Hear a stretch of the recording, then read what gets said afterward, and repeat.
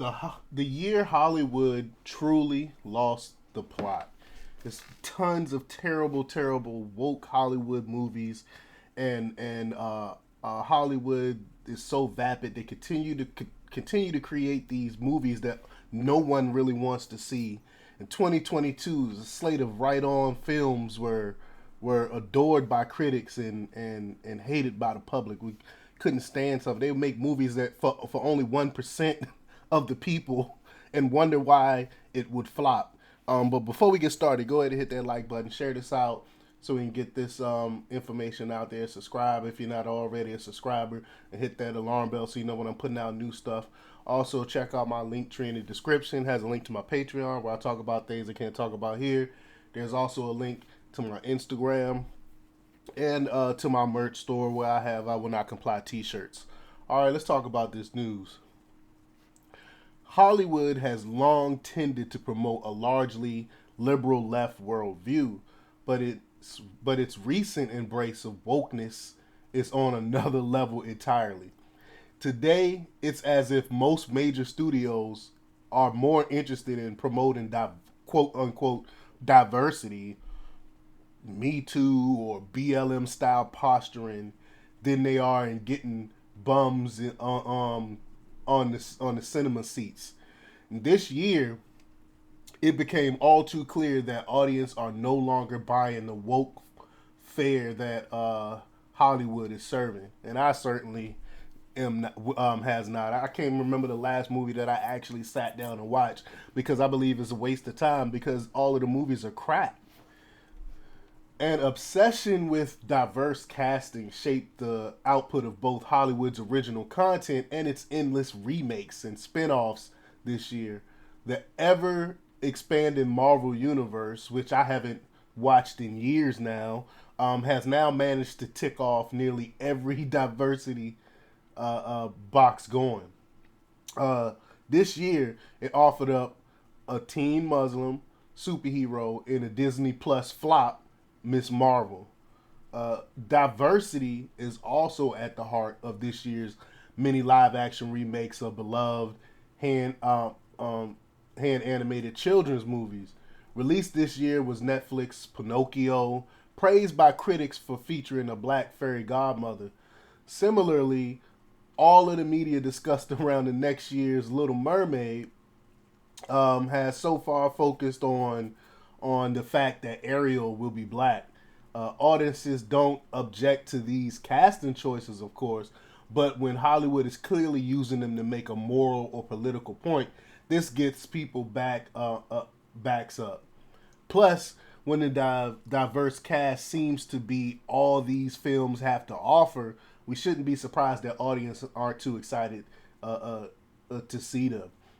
Our media elites seem incapable of understanding the world beyond their bubble. Me Too, procedural, She Said, which documented the New York Times investigation into Harvey Weinstein, was a case in point. Its concerns and prejudices includes a bit of Trump bashing, where clearly those of the denizens of Hollywood. But as it turned out, these views were not shared by the broader viewing public. So despite being lavished with praise by critics, She Said was a spectacular flop with audiences. It took just 2.2 million on its opening weekend, making it one of the worst performing box office studio releases in history. She Said showed that the self-aggrandizing narrative dear to U.S. media elites are just not popular as they think they are. But they still keep pushing this stuff. Indeed, throughout the year, this gulf between the concerns of Hollywood and those of the general public have been getting all too clear. One can usually get a sense of this early on in a film or series release cycle, as any offering that has a preachy message will tend to receive a scalding ratio of likes to dislikes on its YouTube trailer. That's another reason why they got rid of the dislike button.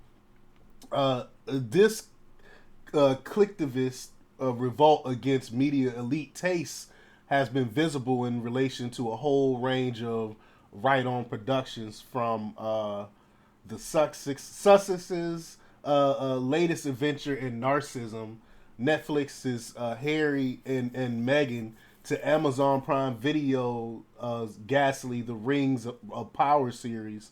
The latter, a spinoff of Lord of the Rings trilogy, which turned serene elf queen Galadriel into a pouty girl boss, receive initial audience ratings so dire that Amazon took the extraordinary step of suspending audience reviews during the first week. I didn't even watch it. I refuse again. I refuse to sit and waste my time and watch this crap.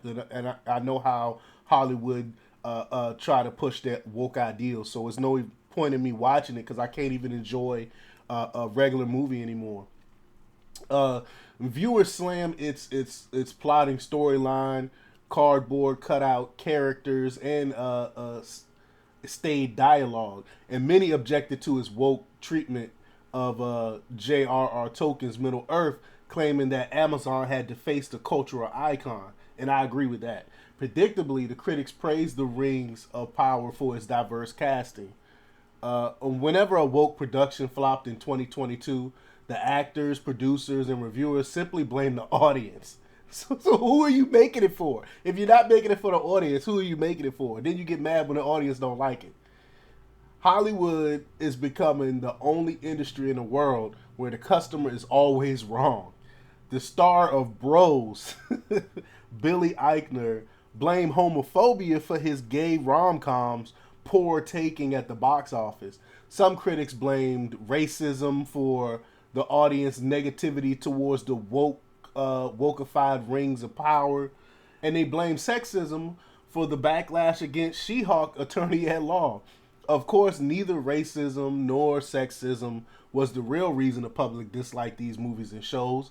The reason was these films and shows are preachy, and they're just not good. The main character in She-Hulk delivers torrid feminist lectures about the horrors of catcalling. It hasn't been all bad news for the film industry though. Top Gun Maverick earned a whopping $1.5 billion at the box office, making it the highest grossing film this year. And it wasn't hard to see why this swaggering sequel did so well. It's unapologetically upbeat and full of confident, energetic people doing awesome things. It was an unashamed action movie, thankfully free of any woke surmising woke stuff. But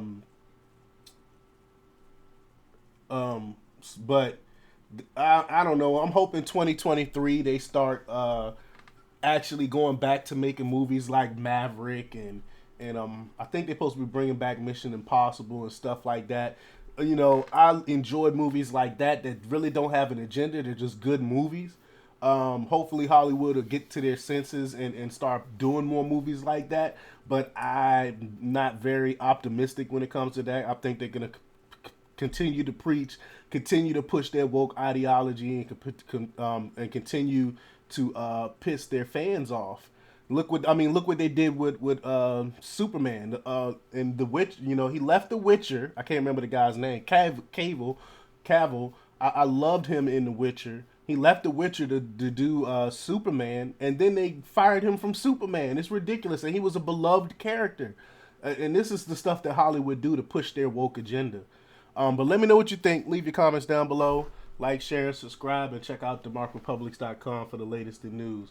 Until next time, peace.